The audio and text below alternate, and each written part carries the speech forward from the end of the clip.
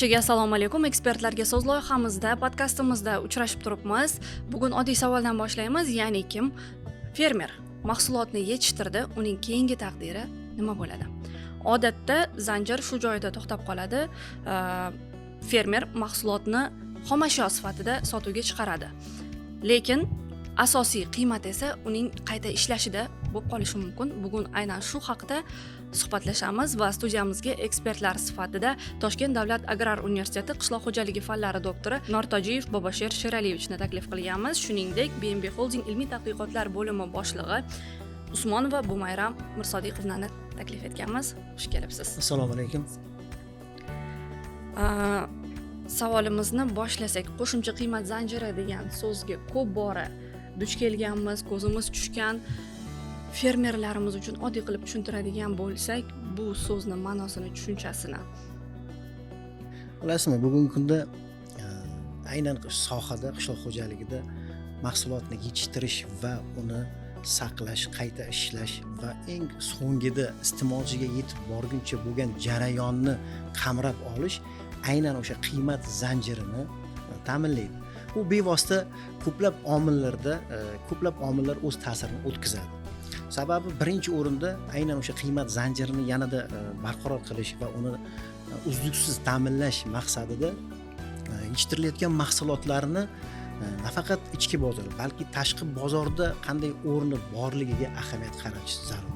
Sababi yetishtirilgan mahsulot to'g'ridan to'g'ri iste'molga yoki dastlabki qayta ishlash yoki chuqur qayta ishlash yoki uni saqlashda aynan u qiymat zanjirini ortishiga o'zini ta'sirini o'tkazadi. Shuning uchun uzoq bir tarixga nazar tashlaydigan bo'lsak, bugungi kunda O'zbekistonning o'zida ko'plab qishloq xo'jaligi mahsulotlari, ya'ni yetishtirilgan mahsulotlarimizni dastlabki qayta ishlash, chuqur qayta ishlashga katta e'tibor qaratilyapti. Va shu bilan birgalikda so'nggi yillarda aynan yetishtirilayotgan mahsulotlarni qadoqlashga ham katta e'tibor qaratilyapti. Aynan birgina qadoqlashni o'zi ham mana shu fermer xo'jaliklarimizni o'sha qiymat zanjirini ortishiga juda katta, ya'ni iqtisodiy samaradorlikdan yaxshi bir samara berishi ko'rinib turibdi. Hozir o'zingiz aytdingiz, O'zbekiston bozorida aynan qishloq xo'jaligi mahsulotlarini qo'shimcha qiymat zanjirini tashkil etish rivojlanib boryapti deb. Buni siz o'zingiz ilmiy tadqiqotchi sifatida qanday baholaysiz?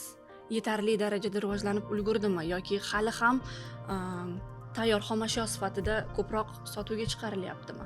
Va agar tayyor xomashyo sifatida sotuvga chiqarilsa yokida qayta ishlash, chuqur qayta ishlashga yo'naltirilsa, uni qiymati qanchalik o'zgarishi mumkin? Qishloq xo'jalik mahsulotlarini ya'ni ko'plab turlari bo'lib, ularni ayrimlari o'sha yetishtirilgan vaqtda iste'molga chiqarish qulay hisoblanadi. Ayrimlarini esa albatta qayta ishlash yoki birlamchi qayta ishlash, quritish, saqlash va qadoqlashgacha bo'lgan jarayonda ularni yuqorida aytib o'tganimizdek qiymat zanjiri ortib boradi. Birgina o'rikni yoki uzumni misol qiladigan bo'lsak, ularning navlari aro ayrim o'rik navlari, ayrim uzum navlarini to'g'ridan to'g'ri, ya'ni turg'ur holatda yangiligicha iste'mol qilish qulay bo'ladigan bo'lsa, ayrimlarini quritganimizdan so'ng ularning qiymat zanjiri, narx-navosi ortadi. Va shu bilan birgalikda ichki bozorda ham va tashqi bozorda ham ushbu mahsulotlarga quritilgan mahsulotlarni o'zi navlar aro farqlanadi-da. Shu nuqtai nazardan ayrim uzumlar, ayrim o'riklar bor, quritilgandan keyin bahosi ortadi. Buni ishlab chiqaruvchilar yaxshi biladi. Endi ishlab chiqaruvchilar bu xususda amaliyotda ishlarni olib borib, ichki va tashqi bozorni ta'minlayotgan bir vaqtda olimlar tomonidan bularni quritish vaqtida yoki navlarni quritishga mos yoki quritishga mos emasligini ilmiy jihatdan asoslaydi. Ya'ni quritish jarayonida o'sha mahsulotni tovarboobligini, mahsulot tarkibidagi inson uchun muhim bo'lgan oziqaviy qiymatlarini saqlanib qolishiga qaysi omillar salbiy yoki ijobiy ta'sir o'tkazadi. Olimlarni, ilmiy izlanuvchilarning asosiy bajaradigan ishi amaliyotchilardan farqli ravishda aynan ana shu tovar mahsulotga kelishida, mahsulotni eng sifat ko'rsatkichlarini, tovarboobligini saqlab qolishida qaysi omillar qay tarzda ta'sirini o'tkazadi, bularni asoslash ilmiy jihatdan asoslanganligini tavsiya etadi.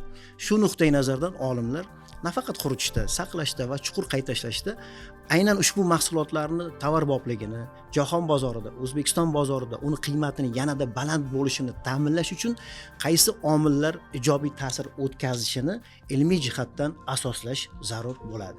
Bir ikkita misol keyslar bilan tushuntirib bera olamizmi? Birgina misol, bizda O'zbekiston hududida uzoq yillardan buyon oddiy pomidor yoki bunga o'xshagan shirin qalampirni quritilgan mahsulotlarni nomavsumiy muddatlarda aholi tomonidan iste'mol qilishi bu bizga sir emas. Lekin biz hozir Agrar universitetida yosh olimlar bilan birgalikda aynan shirin qalampirni oddiy usulda, oftobda, soyada yoki quritish uskunalarida, quritish jarayonida mahsulotni qanday sifatli quritish yoki o'sha mahsulot tarkibidagi zarur bo'lgan ozuqaviy qiymatlarni qanday saqlab qolish bo'yicha tadqiqotlar olib boryapmiz va quritish jarayonida yuqorida aytib o'tganimdek qaysi omillar, issiqlikning qaysi ta'siri yoki namlikning mahsulotdan chiqib ketish holatlari yoki ularning rang ko'rsatkichlarini saqlab qolishi bo'yicha ta'sir etuvchi omillarni o'sha tadqiqotchilarimiz o'zini tajribalarida, tadqiqotlarida bayon etib boryapti va ma'lum bir natijalarga erishilyapti. Va aynan quritilgan mahsulotni oddiy xalq uchun emas, jahon bozoriga chiqarishga, ya'ni standart mahsulot, oziq-ovqat olish uchun ular aynan ushbu omillarning ta'sirlarini o'rganyapti va shu bilan birgalikda quritilgan mahsulotdan qo'shimcha oziq-ovqat mahsulotlarida qo'shish uchun xomashyo mahsulotlar, ya'ni kukun tayyorlashda ham tadqiqotlar olib borilyapti. Bunda masalan birgina kukunni oddiy amaliyotda quritilgan mahsulotni maydalash deb tushunadigan bo'lsa, quritilgan mahsulot tarkibidagi namlik miqdori qancha, uning rang ko'rsatkichlari aynan maydalash jarayonida sifat ko'rsatkichlarini saqlab qolinishi o'sha olimlar tomonidan ilmiy asoslanyapti. Bu shu amaliyot bilan ilm o'rtasidagi farqlar shunda farqlanadi. Biroz raqamlarga ham e'tibor qaratsak, tayyor xomashyo sifatida uni sotuvga chiqarsak yoki birlamchi yoki ikkilamchi mahsulotni qayta ishlashga yoki chuqur qayta ishlashga yo'naltiradigan bo'lsak, iqtisodiy jihatidan qanchalik samara keltiradi yoki agar shu ishni qilmagan fermerlar qanchalik yo'qotishga ro'baro bo'lishi mumkin? Ma'lumki biz yuqorida aytib o'tdik, birgina uzum yoki umuman mevalardan o'rikni misol qiladigan bo'lsak yoki sabzavot, bugungi kunda sabzavot turlariga ham e'tibor yuqori bo'lyapti. Birgina uzum misolida aytadigan bo'lsak, O'zbekiston sharoitida barcha viloyatlarimizda deyarli bir mavsumda uzum mahsulotlarini pishib yetilishi kuzatiladi. Tabiiyki bu ichki bozorni qamrab olish imkoniyati bor va aynan mahsulotni keskin ortishi hisobiga tabiiyki narx-navoning tushishi kuzatiladi. Shuning uchun ayrim uddaburon fermerlar aynan o'sha paytda mahsulotni birlamchi qayta ishlash hisobiga uni saqlanuvchanligini oshiradi va nomavsumiy muddatlarda uni sotishni yo'lga qo'yadi. Bu esa o'z navbatida o'sha qiymat zanjirini va fermerni ma'lum bir iqtisodiy tomondan o'zgarishini ta'minlaydi.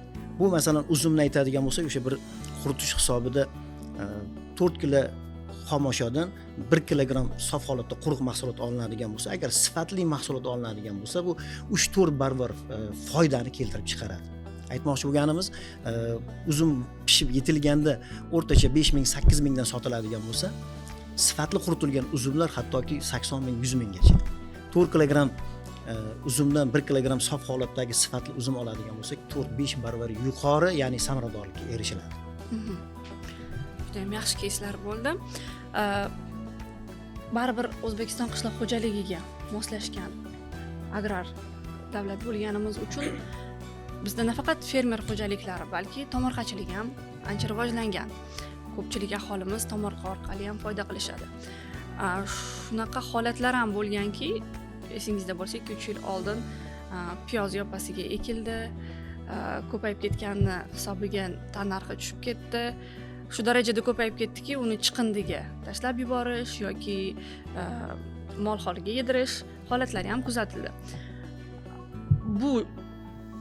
Bu endi 2-3 yil oldin bo'lgan vaziyat. Hozirda tomorqachilik bilan shug'ullanayotgan aholimiz qayta ishlash bo'yicha qanchalik xabardor? Shu bo'yicha tadqiqotlar o'tkazilganmi? To'g'ri aytdingiz. O'zbekistonda boshqa rivojlangan yoki rivojlanayotgan mamlakatlarga taqqoslaganimizda aholi tomorqa yerlaridan unumli foydalanish yo'lga qo'yilgan va oddiy fermerlardan tashqari o'ziga tegishli bo'lgan yerlardan oziq-ovqat mahsulotlarini, ya'ni meva sabzavotlarni yetishtiradi, ichki bozorga yoki ko'proq hajmda bo'ladigan bo'lsa tashqi bozorga ham chiqarayotgan tomorqa egalari ham mavjud. Lekin bularni umumiy olganda bular hukumat organlari, ya'ni qishloq xo'jalik vazirligida yerlarni taqsimlash bo'yicha ular bilan hamkorlikda ishlarni olib bormaganligi uchun qaysi sabzavot turlari yoki qaysi meva turlarini qaysi vaqtda yetishtirish haqida ma'lumotga ega bo'lmaydi. Shu nuqtai nazardan yuqoridagi aytib o'tgan muammolaringiz ko'pincha O'zbekiston sharoitida yuzaga keladi. Ya'ni bir vaqtda piyoz ortib ketishi, bir vaqtda sabzini hajmi ortib ketishi, shu nuqtai nazardan o'sha mahsulotlarda keskin narxning pasayishi kuzatiladi. Va bu esa bizda o'sha qishloq xo'jalik mahsulotlarini chuqur qayta ishlash yoki saqlash bo'yicha hali yetarlicha bo'lmagan ishlarimiz borligi uchun ko'plab mahsulotni isrofgarchilikka yoki o'sha chiqindiga chiqarish holatlari kuzatiladi. Shuning uchun ko'p tomorqa egalari albatta o'sha hukumat yoki viloyat yoki rayondagi, tumandagi tegishli organlar bilan hamkorlikda qaysi mahsulotni yetishtirish bo'yicha kelishib olib yetishtiradigan bo'lsa, yuqoridagi aytib o'tgan holatlar kuzatilmaydi. Qayta ishlash qachon investitsiya sifatida o'zini oqlaydi-yu, qachon o'zini oqlamaydi? Shu haqida gaplashsak. Ilmiy jihatdan buni birinchi amaliyotchilarga buni tatbiq etishimiz kerak. Chunki butun rivojlanayotgan mamlakatlarda mahsulotlar 3 xil turda o'zi. Ya'ni xomashyo sifatida va dastlabki qayta ishlangan mahsulot sifatida va chuqur qayta ishlangan holatda tayyor mahsulot sifatida ichki va tashqi bozorga eksport qilinadi. Bu degani mahsulotlarni sof holatda, ya'ni yangiligicha sotish foyda keltiradi, lekin chuqur qayta ishlangandagidek emas. Sababi yangi mahsulotlarni iste'molga chiqarish mumkin, lekin ularni saqlanuvchanlik darajalari juda past bo'ladi. Shuni hisobiga va yuqorida aytib o'tganimizdek, bir vaqtda mahsulotlarning yig'ish paytidagi mahsulot ko'lami ortganligi uchun mahsulotlar tabiiyki narx-navosi tushadi. Lekin chuqur qayta ishlanganda esa mahsulotni sifat ko'rsatkichlari, uni oziqaviyligi va eng muhim jihatdan biri uning saqlanuvchanligi ortadi. Ya'ni birgina yangi mahsulotni bir oy davomida saqlash mumkin bo'ladigan bo'lsa, qayta ishlangan mahsulotlarni qayta ishlash darajalariga qarab 1 yildan 3 yilgacha saqlash imkoniyati mavjud bo'ladi. Bu esa o'z-o'zidan o'sha qiymat zanjirini yoki qayta ishlash korxonalarini yoki fermer xo'jaliklarini yoki o'sha klasterlarni iqtisodiy tomondan boyishini, samaradorligini ortishiga ijobiy ta'sir o'tkazadi.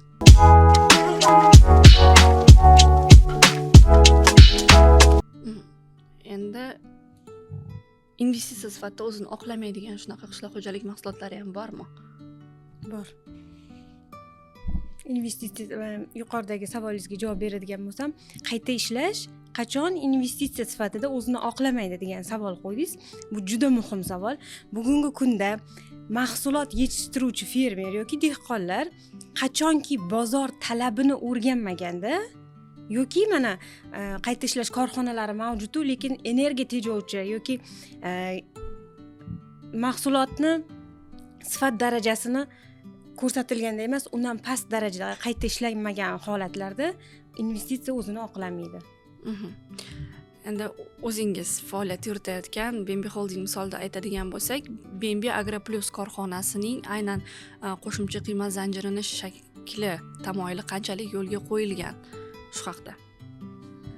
Umumiy modeli haqida gaplashsak, bugungi faoliyatimizda Bembi Holding tizimida bizga ma'lumki, qishloq xo'jaligi korxonalarida nafaqat sabzavotlarni yetishtirish, qayta ishlash va jahon bozoriga, o'sha bozorlarda mahsulotlarimiz o'z o'rnini egallab bo'lgan, sifat darajasida ham, yangiligicha iste'mol qilinganda ham, quritilgan holatda ham o'zini o'rnini egallab bo'lgan.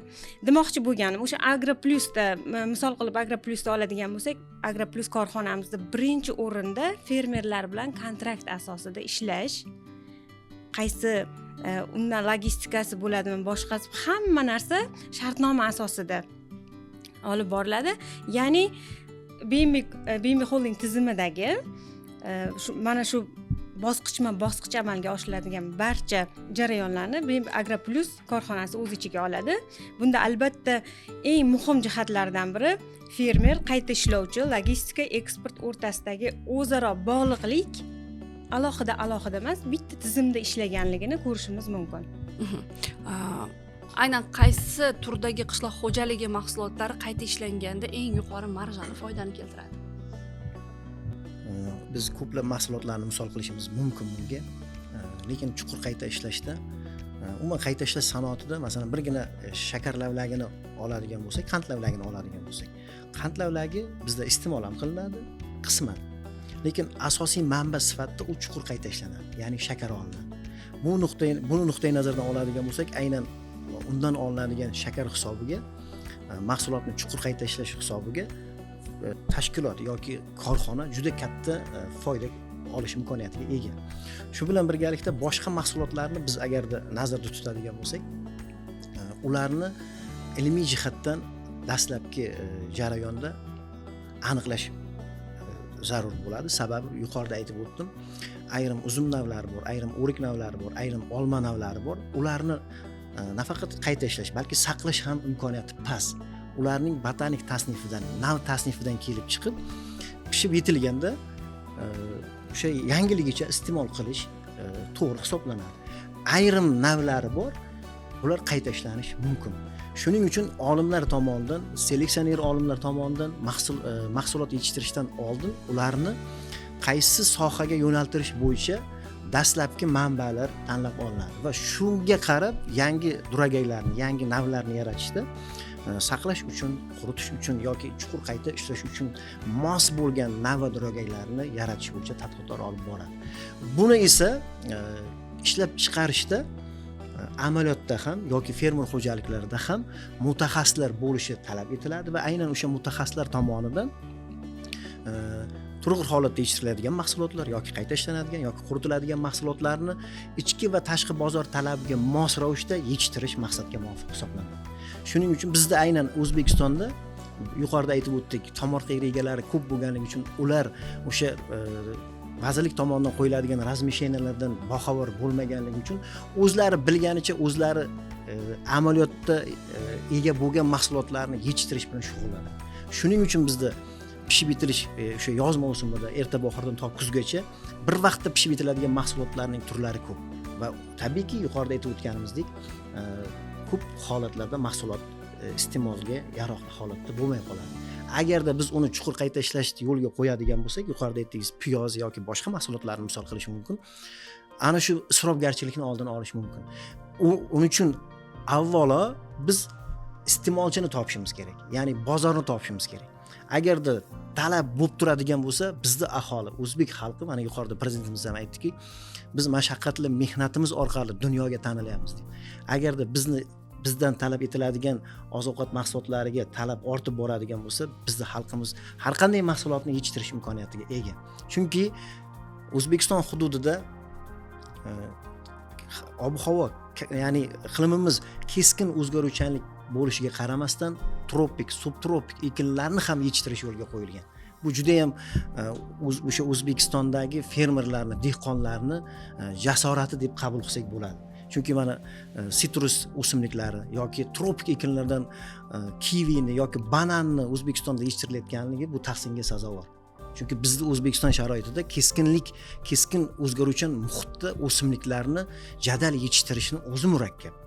Shuning uchun bozor talabidan kelib chiqib yetishtiradigan bo'lsak, yuqorida aytib o'tgan isrofgarchiliklar yoki mahsulotlarning turib qolishi yoki nobud bo'lishi oldini olish imkoniyati mavjud bo'ladi. Maryam opa, yuqoridagi savolimni sizga ham qaytarmoqchiman. Aynan qaysi turdagi qishloq xo'jaligi mahsulotlarini chuqur qayta ishlaganda eng ko'p marja olindi? Talab qaysi davlatda, qaysi mintaqada, qaysi mahsulotlarga ko'proq talab bor? Shu haqida biroz gaplashsak. BNB Holding tizimidagi qishloq xo'jaligi korxonalarimizda ham yetishtiriladigan mahsulotlarimizni poliz ekinlardan qovunga yoki oshqovoqqa yangiligicha ham iste'molda talab bor Yevropa mamlakatlarida, lekin qayta ishlashda ham bu juda o'zini yaxshi samarasini beryapti. BNB Agro Plusda ham bugungi kunda nafaqat o'sha Yevropa bozorlariga mahsulotni yangiligicha yetkazib berishdan tashqari Beam Agro Plusda tropik o'simlik mevalaridan bananni qayta ishlash bo'yicha yana rezervuar mevalardan malinani, ejevikalarni muzlatilgan holatlarida qadoqlab eksport qilish yo'lga qo'yilgan. Qayta ishlash jarayonida aynan qaysi texnologiyalar ustuvor, eng kerakli deb hisoblanadi? Shu haqida qisqacha gaplashsak. Biz boya yuqorida ham aytib o'tdik, masalan, mahsulotlarni quritish bu qayta ishlashning dastlabki texnologik jarayoni hisoblanadi. Ayrim mahsulotlarimiz bor, quritishni o'zida tayyor mahsulotga aylanadi. Ayrim mahsulotlarimiz bor, quritish orqali uni yarim tayyor mahsulotga aylantirishimiz mumkin. Lekin O'zbekistondagi eng bizning an'anamizda, ya'ni O'zbekistonning brend meva sabzavotlari bor, jumladan o'sha uzumni oladigan bo'lsak yoki qovun yoki yuqorida aytib o'tgan ko'plab sabzavotlarni, mevalarni oladigan bo'lsak, O'zbekistonni taniydigan, o'sha mevasi bo'yicha taniydigan davlatlar bor. Xodimimiz yuqorida aytib o'tgandek, muzlatib eksport qilish yoki quritish haqida gapirdi. Aynan olimlar tomonidan o'sha quritish jarayonida mahsulotning sifat ko'rsatkichlarini saqlab qolish bo'yicha ilmiy tadqiqotlar olib borilyapti. Bugungi kunda eng zamonaviy quritish usullaridan biri bu sublimatsion quritish. Ya'ni ilmiy jihatdan sublimatsiya degani, ya'ni suvsizlantirish hisoblanadi o'zi. Lekin sublimatsion usulida quritishda mahsulot tarkibidagi inson uchun zarur bo'lgan oziqaviy qiymatlar yoki o'sha meva yoki sabzavot tarkibidagi zarur vitaminlar, moddalar 90% dan yuqori holatda saqlanib qolishi kuzatiladi. Bu esa mahsulotga bo'lgan talabni oshishiga ijobiy ta'sir o'tkazadi. Ya'ni sublimatsion quritishda mahsulot dastlab jadal muzlatiladi. Muzlatilgandan so'ng keyingi etapda, ya'ni u muzlatish jarayonida muzlash harorati va vakuum ostida unga issiqlik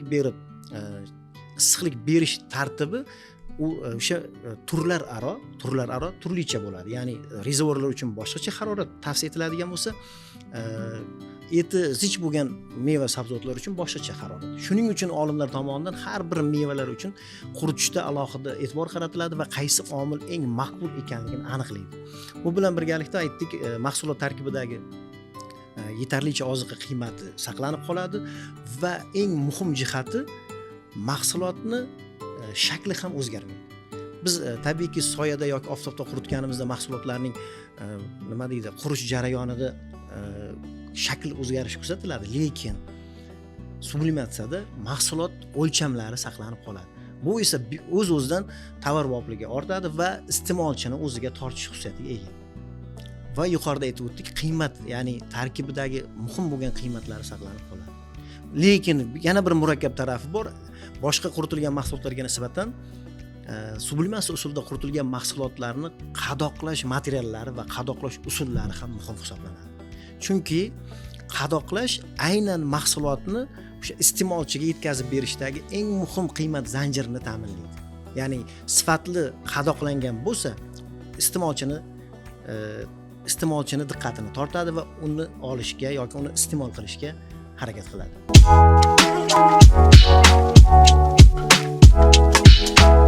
Shuniki juda ham chiroyli tushuntirib berdingiz.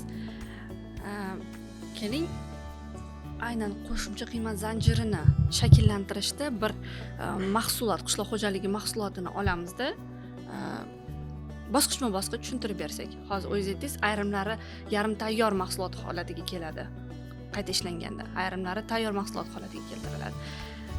Olaylik bulg'or qalampiri.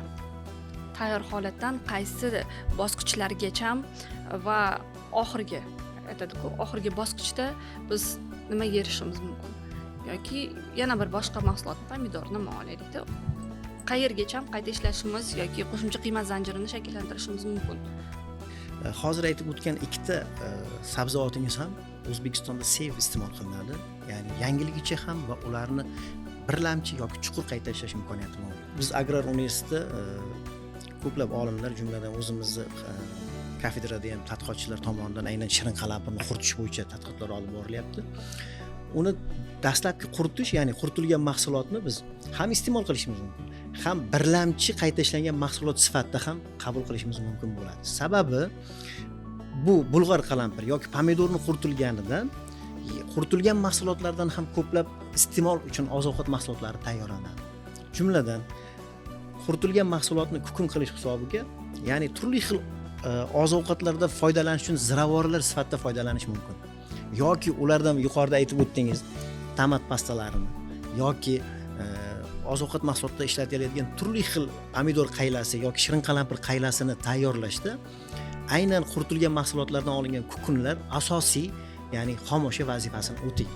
Aytmoqchi bo'lganimiz, bu kukun to'g'ridan-to'g'ri iste'mol qilishimiz ham mumkin bo'ladi. Ya'ni birlamchi qayta ishlangan mahsulot sifatida va yuqorida aytib o'tganimizdek tomat pastalarini yoki shunga o'xshash tomat qaylalarini tayyorlashda asosiy xomashyo vazifasini ham o'taydi. Bu esa o'z navbatida qayta ishlash jarayoniga bog'liq ravishda uning qiymat zanjiri ortib boraveradi. Foydasini ham qo'shib aytib keta olamizmi? Misol uchun tayyor mahsulot sotganingizda buncha gektardan misol uchun mana buncha foyda qilasan, birinchi qayta ishlashda quritilgan mahsulotdan mana buncha foyda olish mumkin yoki kukun holatda keltirganda mana buncha foydaga chiqish mumkin deb shu yo'nalish ham ayta olamizmi?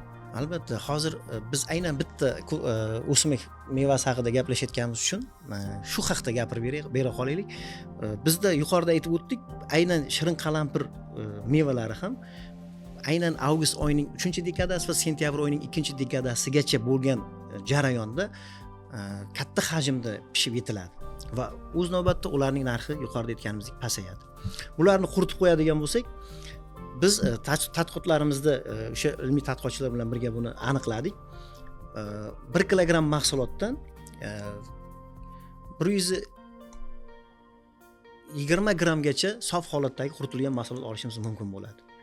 Bu esa o'z navbatda kukun tayyorlashda ham aynan o'sha o'zgarmagan holdagi chiqimni ta'minlay oladi. Ya'ni 1 kilogramm mahsulotdan 120 gramm quruq mahsulot oladigan bo'lsak, kukunda ham aynan o'shani kuzatishimiz mumkin bo'ladi. Kukun olamiz.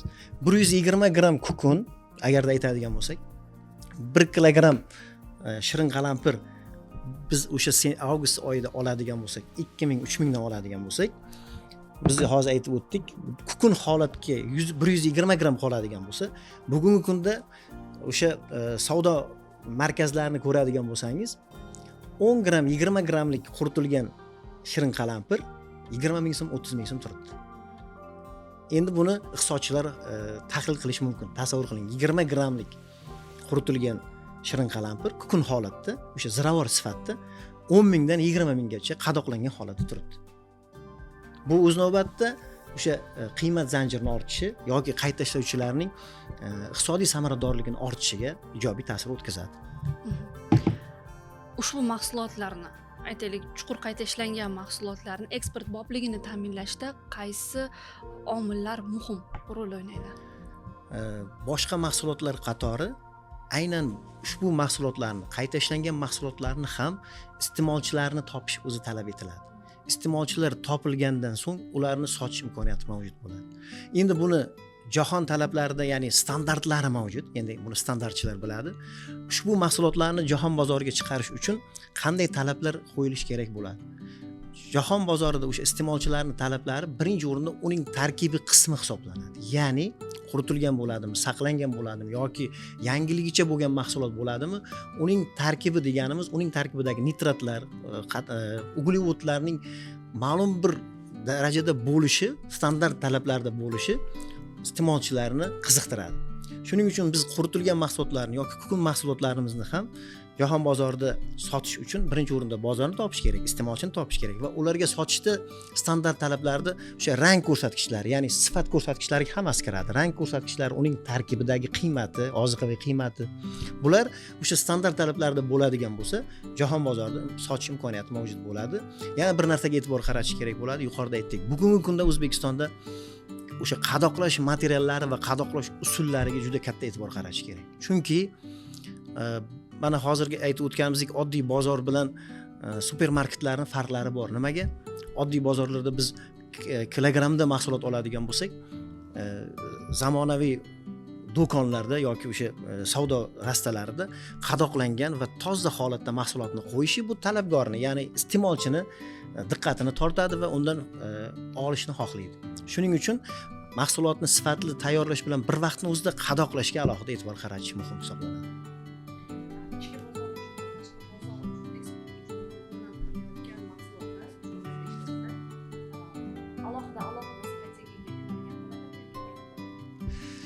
Aslida mana Xitoy nima uchun jahon bozorida o'zini o'rnini egallab boryapti?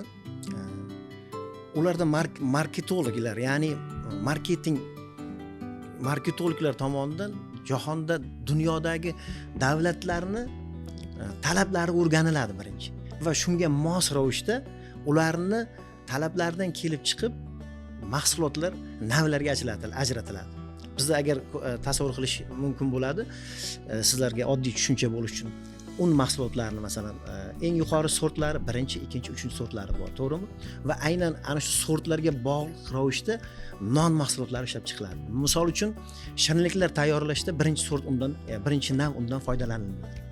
Buni aytmoqchi bo'lganim sababi biz mahsulotni tayyorlashda o'sha marketologlar tomonidan o'rganilgan davlatlarga ularni talabidagi mahsulotni yetkazib berish muhim hisoblanadi. Ya'ni hammaga bir xil talab qo'yish menimcha noto'g'ri deb o'ylayman. Sababi ehtiyojdan kelib chiqib mahsulotlarni qayta ishlash kerak bo'ladi va ularni imkoniyat darajasida tan narxini pasaytirish talab etiladi. Fermer xo'jaliklariga biroz yo'naladigan bo'lsak, yaqinda mavsum boshlangandan keyin aynan fermer mahsulot yetishtirib qaysi holatda chuqur qayta ishlashga yo'naltirish kerak, qanday shartlar asosida buni amalga oshirish kerak? Fermer xo'jaliklari, agar yuqorida aytdik, biz vazirlik tomonidan beriladigan razmisheniyaga bog'liq ravishda ular mahsulotlarni yetishtirib olishni oldiga maqsad qilish kerak bo'ladi. Va ushbu yetishtirishdan oldin aslida uni yetishtirgan mahsulotimni kimga beraman yoki kimga sotaman degan savol turishi kerak. U ko'r-ko'rona o'ziga tegishli bo'lgan yerga xohlagan mevasini yoki xohlagan sabzavotini ekish bugungi kunda noto'g'ri hisoblanadi. Shuning uchun birinchi o'rinda uni bozori bormi, uni talabi bormi yoki qaysidir korxona uni qayta ishlaydi, birlamchi qayta ishlaydi yoki chuqur qayta ishlaydi va bu mahsulotim kimga kerak degan savolni o'zini oldiga qo'yish talab etiladi.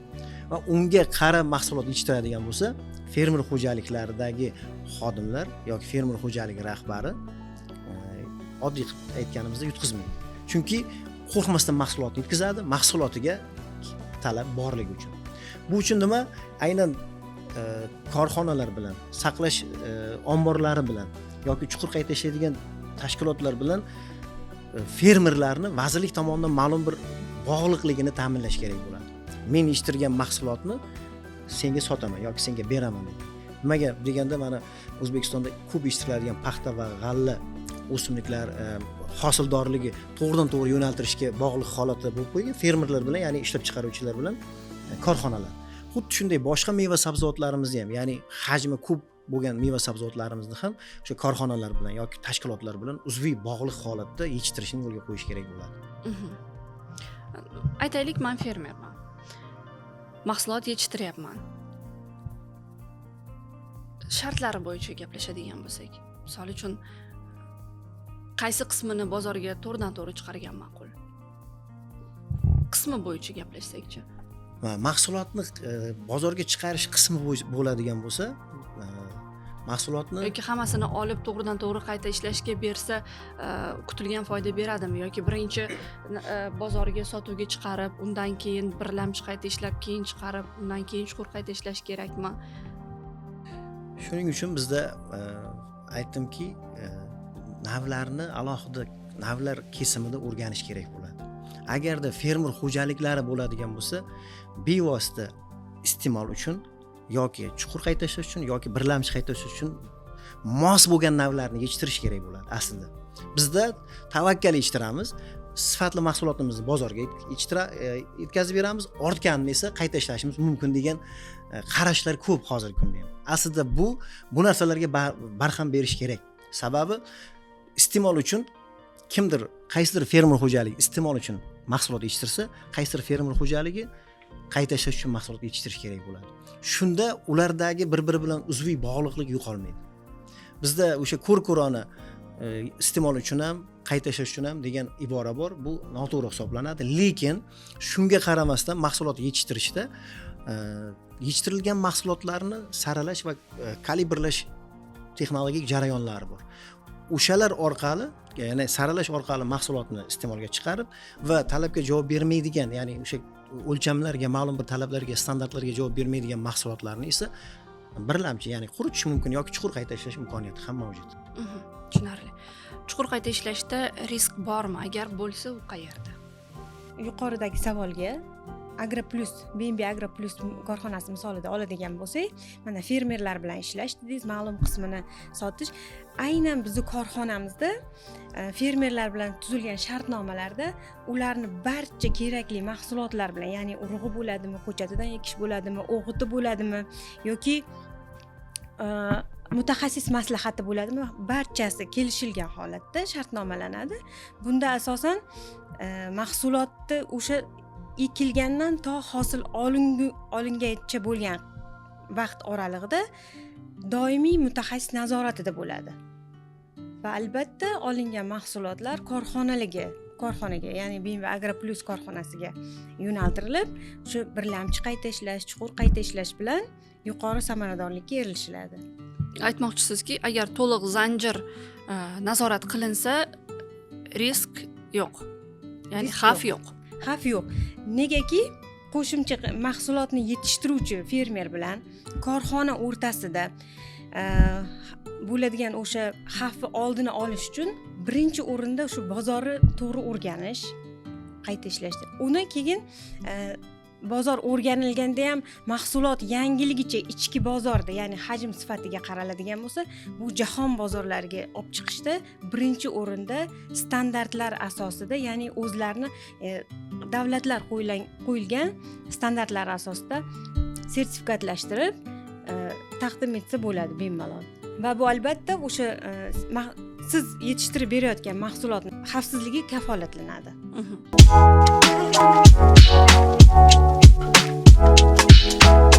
Maryam opa, bilamizki, siz ilmiy tadqiqotingizni aynan chuqur qayta ishlashga yo'naltirdingiz. Aynan sizning tadqiqotlaringizda qaysi yo'nalishlar ustuvor?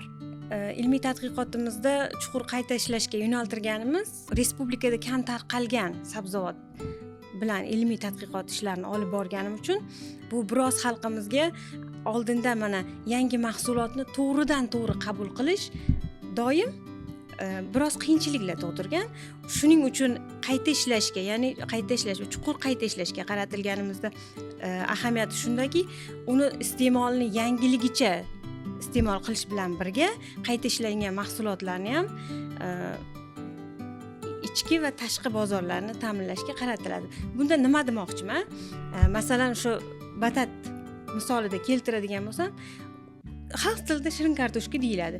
Shirin kartoshkani to'g'ridan to'g'ri qabul qilish biroz qiyin, lekin uni chips iste'mol madaniyati shakllanmagan. Iste'mol madaniyati shakllanmagan, lekin uni hozir kunda qayta ishlangan o'sha chips holatiga keltirib yoki mana quritilgan kukunlarini olib un va un mahsulotlarini ishlab chiqarishda, ya'ni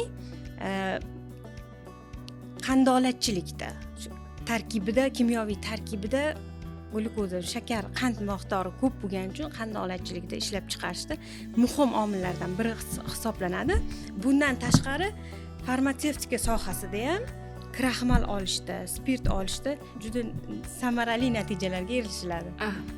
Xalqaro tajriba haqida biroz gaplashsak, aynan Markaziy Osiyo yoki Yevropa davlatlarida qo'shimcha qiymat zanjiri modellari bo'yicha O'zbekistonga eng mos jihati bizga qaysilari? Qaysilari biz uchun eng mos? Hozirda o'sha ilmiy tadqiqotchilar ham qishloq xo'jaligi rivojlangan mamlakatlar bilan ko'plab olimlar bilan hamkorliklarni amalga oshirmoqda. Lekin O'zbekiston uchun hududlar aro bir-biriga yaqin bo'lgan davlatlar bor O'zbekistonda, ya'ni Markaziy Osiyoda bor, Yevropa mamlakatlarida bor. Lekin turli qarashlar bor, ya'ni bizni o'zbekona qarashlarimizda, ya'ni mentalitetimizdan kelib chiqadigan bo'lsak, Yevropa mamlakatlarida ko'proq Turkiya bilan hamkorliklarni amalga oshirishda ko'plab samaradorliklarga erishilyapti.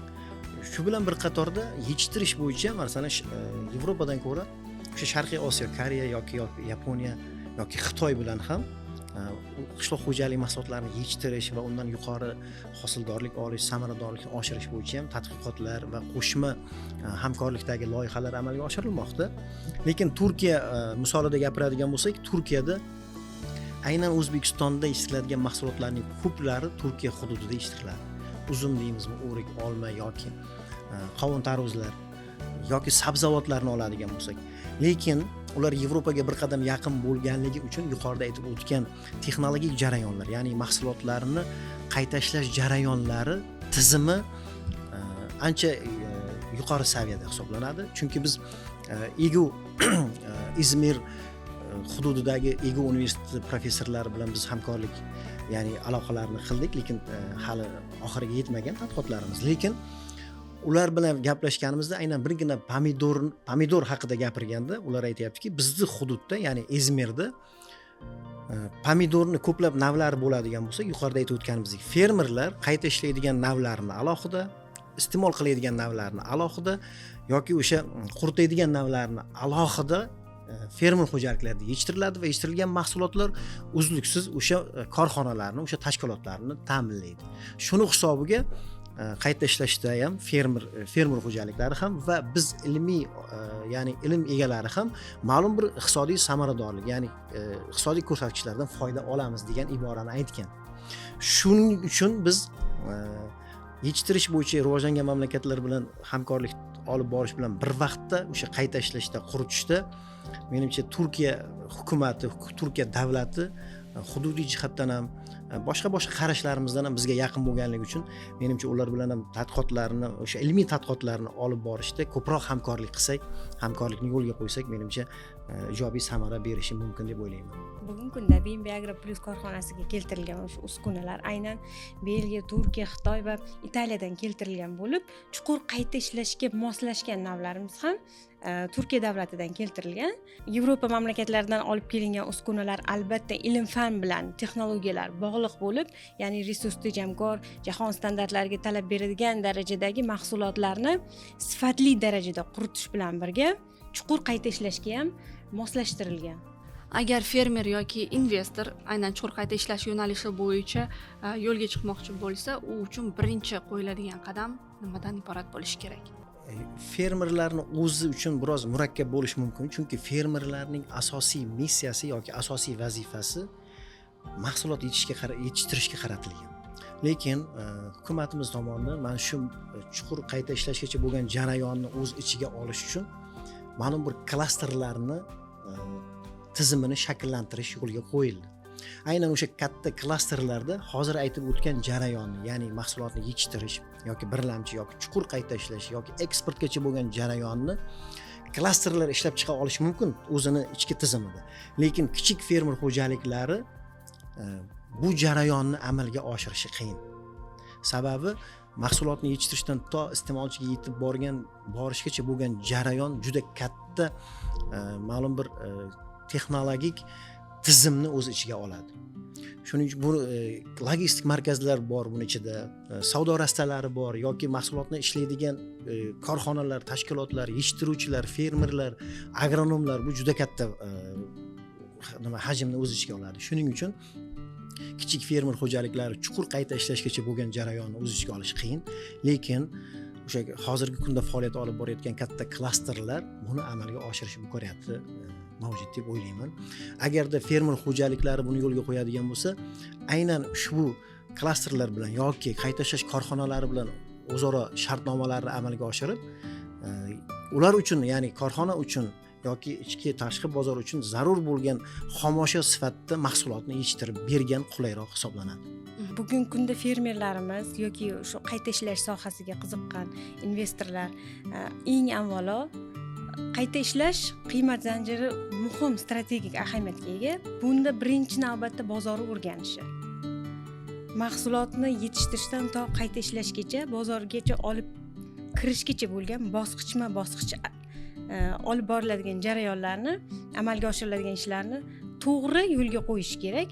Va bunga misol qilib keltiradigan bo'lsak, BMB Holding tizimidagi qishloq xo'jaligi mahsulotlarini yetishtirish yoki qayta ishlash korxonalarimiz bilan birga fermerlar, tomorqa yer egalari bilan mahsulotlarni yetishtirib olishdan boshlab to o'sha xalqaro bozor, nafaqat ichki bozor, balki xalqaro bozorlargacha olib kirish, ya'ni sotish logistikasi bor, boshqa qayta ishlashi bor, barcha imkoniyatlar yaratilgan.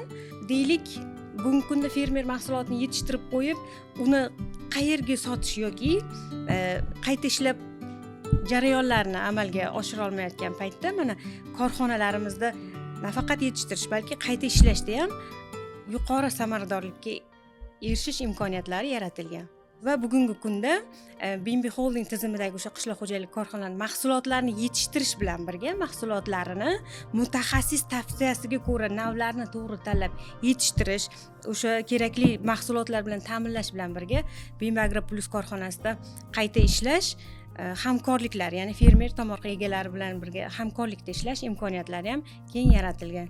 Bugungi suhbat uchun Maryam opa, Bobashar aka, sizga katta minnatdorchiligimni bildiraman. O'ylaymanki, ushbu bildirilgan tavsiyalar, ko'nikmalar kelgusida fermer yoki tomorqa yer egalari uchun juda ham foydali va samarali bo'ladi degan umiddaman. Siz esa aziz tomoshabinlar, keyingi sonlarimizda qaysi mavzuni muhokama qilishimizni xohlasangiz, izohlarda o'z fikringizni yozib qoldiring.